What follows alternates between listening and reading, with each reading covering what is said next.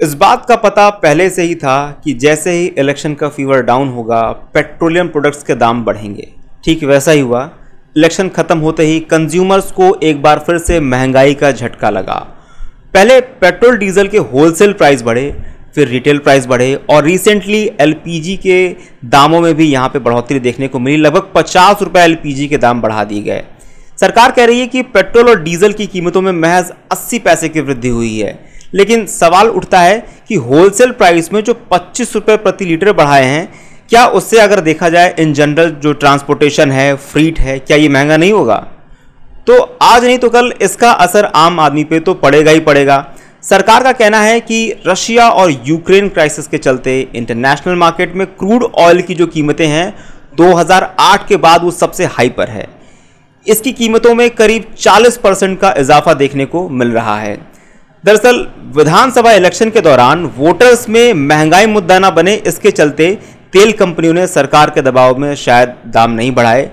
और वहीं पे ये भी देखने को मिल रहा है कि शिवसेना के एमपी ने इलेक्शन कमीशन से रिक्वेस्ट किया है कि अगले इलेक्शन की डेट अनाउंस कर दी जाए, जिससे तेल के दामों को रेगुलेट किया जा सके।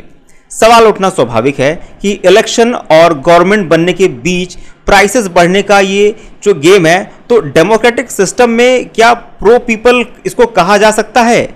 वैसे महंगाई केवल पेट्रोल प्रोडक्ट्स की ही बढ़ी हो ऐसा भी नहीं है।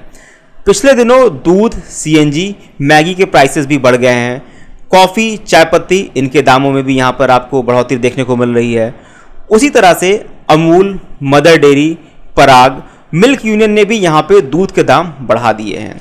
अब चिंता की बात यहाँ पर यह है, कंसर्न ये है कि कोरोना की मार से देश अभी तक निकल नहीं पा रहा है और महंगाई की मार डबल नजर आ रही है।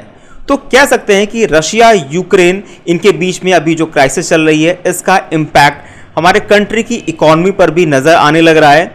दरअसल ये महंगाई केवल इंडिया में ही हो ऐसा भी नहीं है। दुनिया के तमाम देश महंगाई की मार से भी जूझ रहे हैं। दुनिया के दूसरे बड़े ऑयल प्रोड्यूसिंग कंट्री रशिया और गैस सप्लायर यूक्रेन के बीच में वॉर चल रहा है।